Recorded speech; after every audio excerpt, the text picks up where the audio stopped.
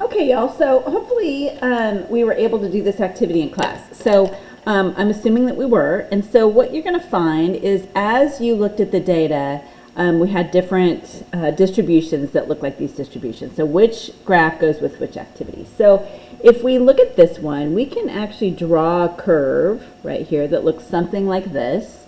And you'll see that this was activity 3. And so my shape of this distribution is approximately symmetric. It's not exactly symmetric, but pretty close. And so because of that, the mean equals the median, okay? So with this activity, we see here that we're definitely skewed to the right.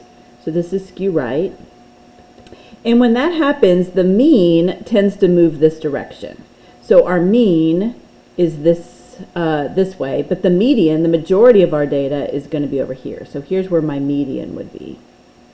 And so here the mean is greater than the median. And so what happens in this case, oh, and I didn't say, this was activity 3. This was the stopwatch. So that was that data. This activity is flipping the penny. So this is probably what it should have looked like. And then the third one, this is also symmetric. Oh my goodness, I can't spell. Symmetric. And this is pretty uniform, actually. And this was activity 1. So you have the equal probability or the equal chance that you're going to roll any of your dice. And so it kind of looks like this. And on this one, we know that the mean also equals the median. Okay? So what was important on this? Well, what was important on this is that we're going to introduce a new type of a distribution, and that is this distribution. So we've done a symmetric distribution, but we have this line that looks like this now. And so we look at this we call it a bell curve sometimes, but really what this really is, and what you're going to hear, the key word that we're going to look for now is this word normal. This is our normal distribution. And so as we have this normal distribution, you're going to find that we have this curve, and this curve is going to look like this, right? It's not going to be super boxy like this. We're going to just kind of convert the line here, and this curve right here becomes our normal curve.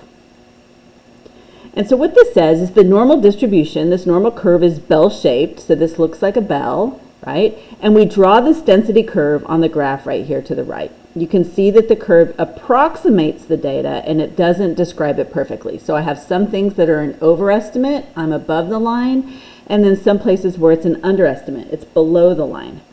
And so we have this density curve, and the density curve, like the distribution, comes in all of these different shapes. It can look like this one, I can spread it out, it can be a better peak, but overall it gives us this pattern in the distribution, and the density curve makes it easy for us to use. This is exactly what we're looking for.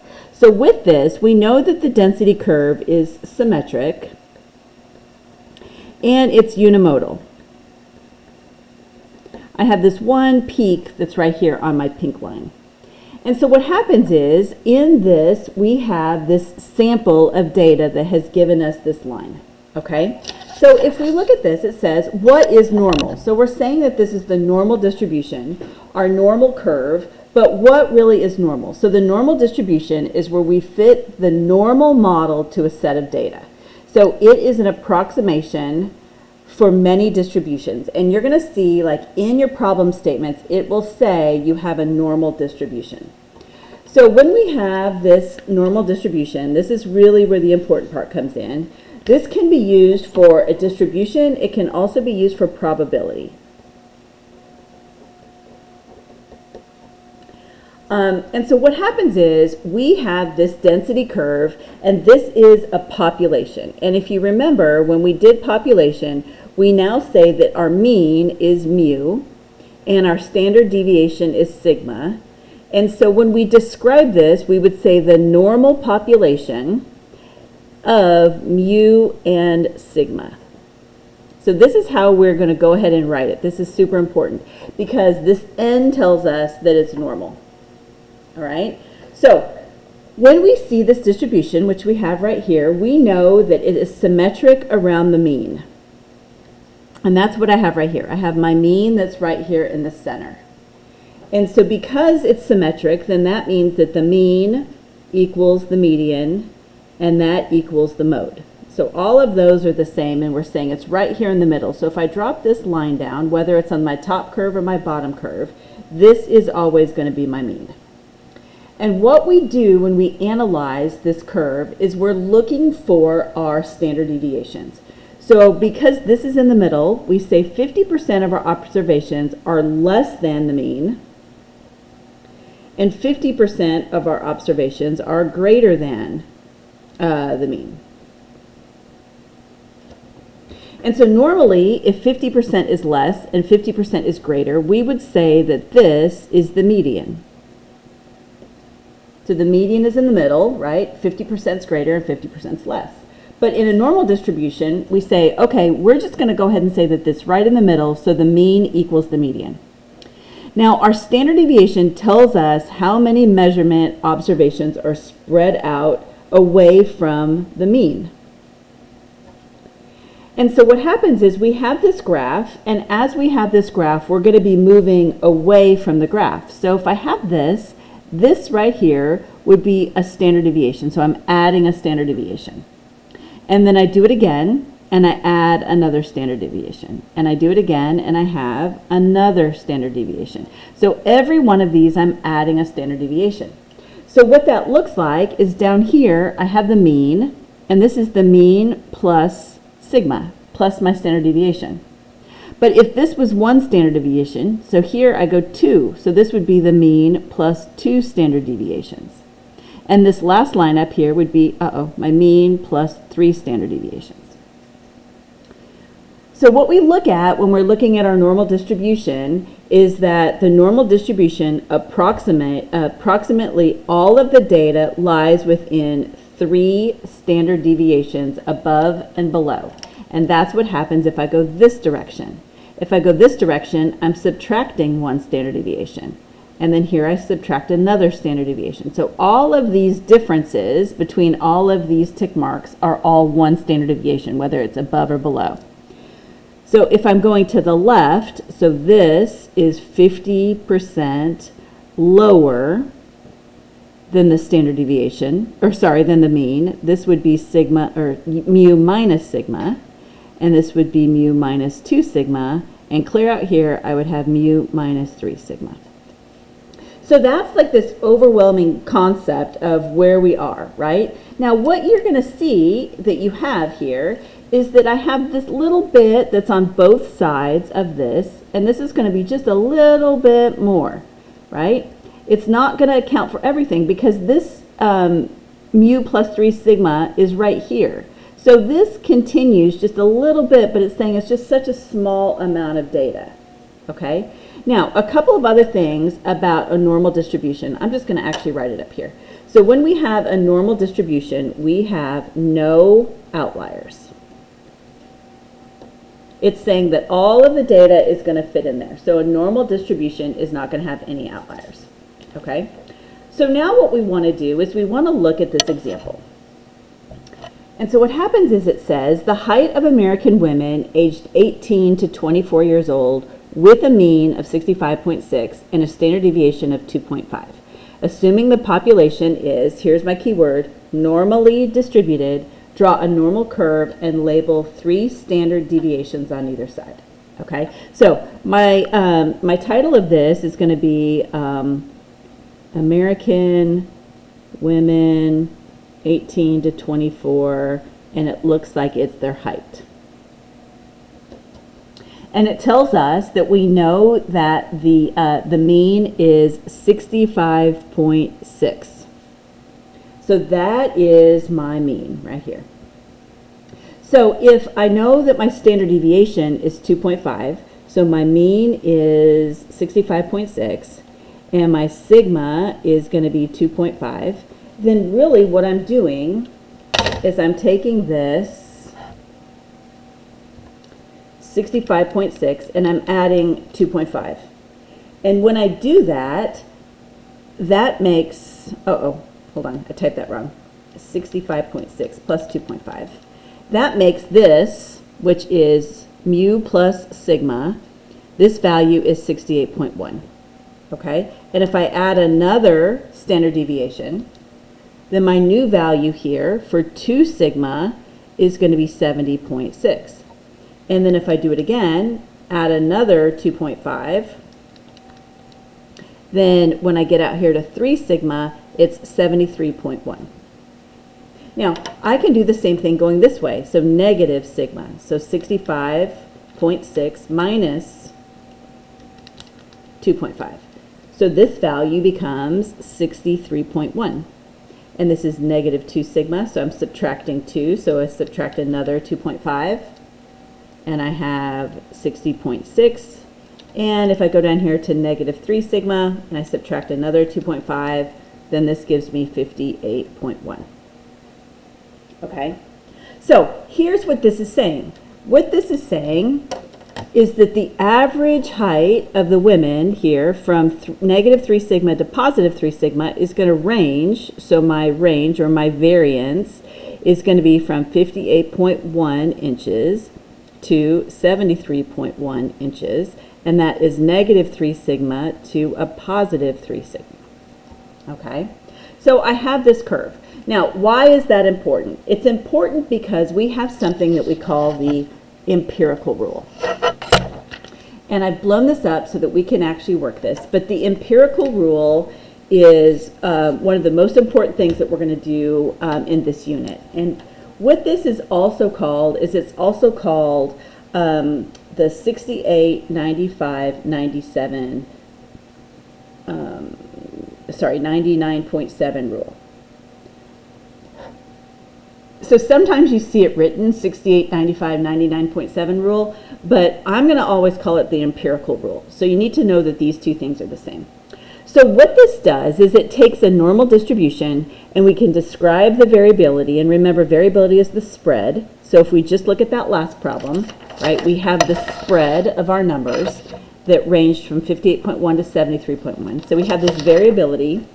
And we're going to look at these in terms of a probability. And a probability here is also a proportion. And a proportion or a probability can also be an area. It can also be percent. So all of those things are telling us the same thing. So what happens here is we have, and this is where this rule comes in, 68% of our data is likely to be in between one standard deviation around the mean. So that means from negative sigma to positive sigma, we're going to it's going to encompass 68% of the data. So if I look down here, this is my mu, and this is mu plus sigma, mu plus 2 sigma, mu plus 3 sigma, and I'm going to go this direction too, mu minus sigma, mu minus 2 sigma, and mu minus 3 sigma.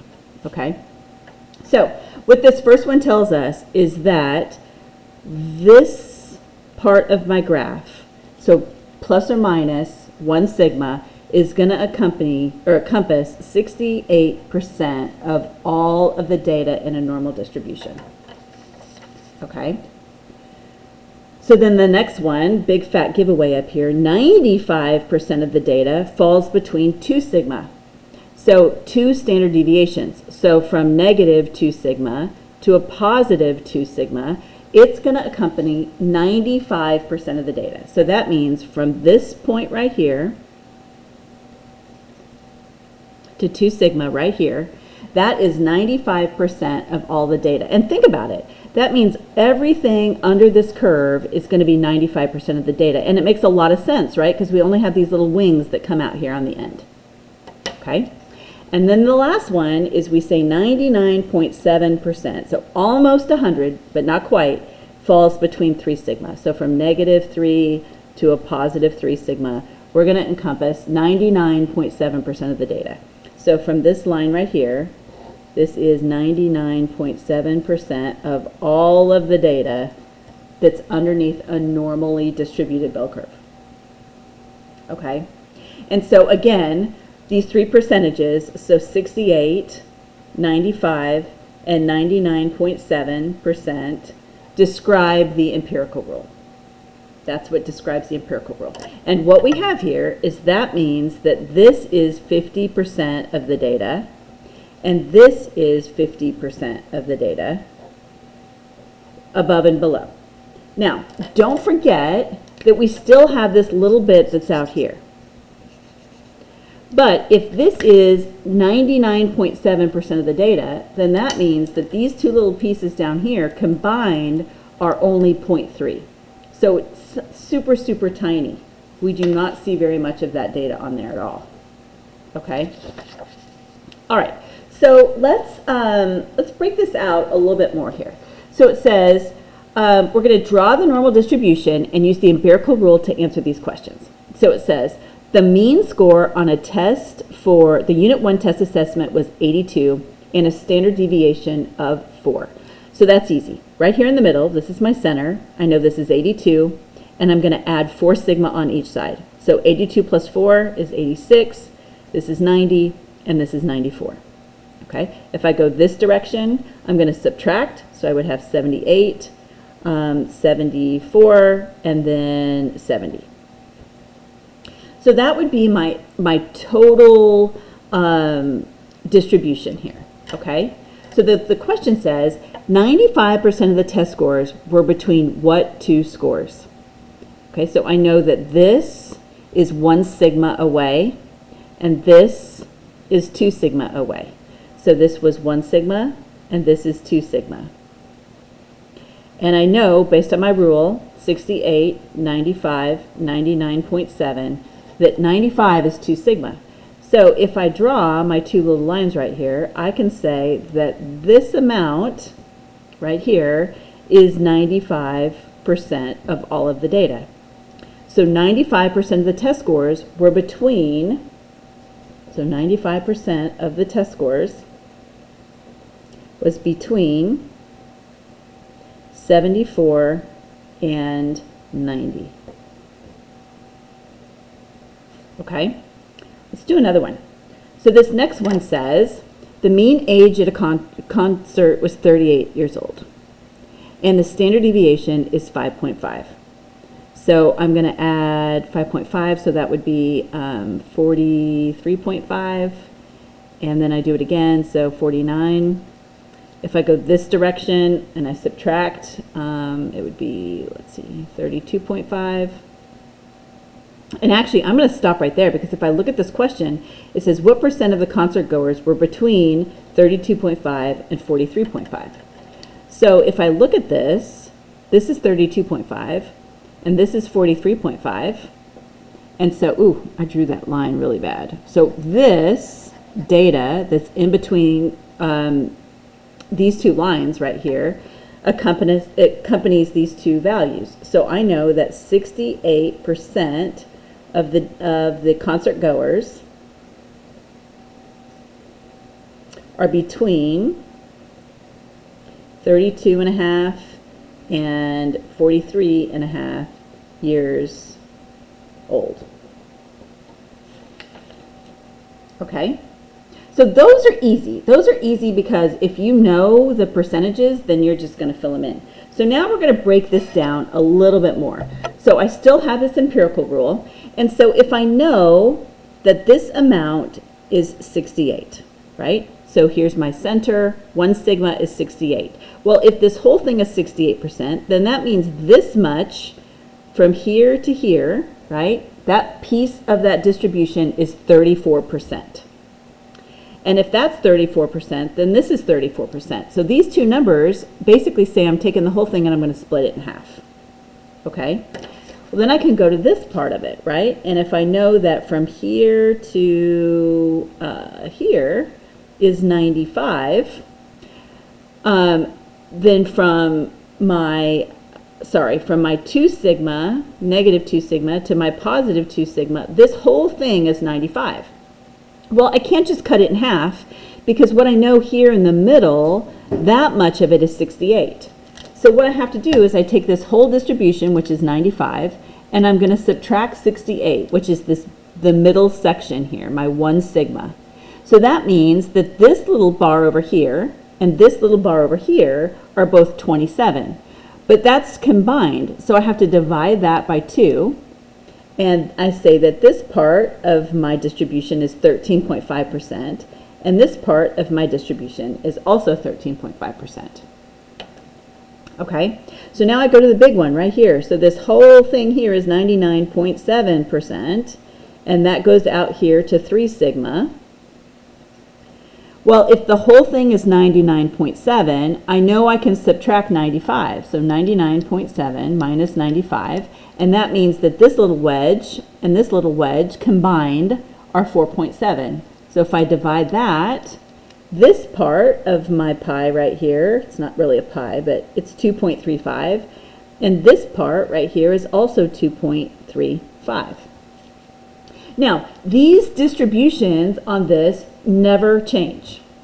They never change. They're always going to be these amounts. So depending on where what your problem's asking, it might be that you just know, okay, this much of my distribution is 2.35%. Okay. Now let's break it out one more. I'm going to go one more over here, and let's let me find another color. So I know that this whole thing right here is 100%. So if my 3 sigma is 99.7%, then that means that this little wedge and this little wedge are going to be 100 minus 99.7. So together, these two little wedges are 0.3. So when I divide those, that means that this little part right here is 0.15%. And this little part right here is also 0.15%. Okay, so the part that falls out of our 3 sigma range is 0.15%. So very, very little data falls out there.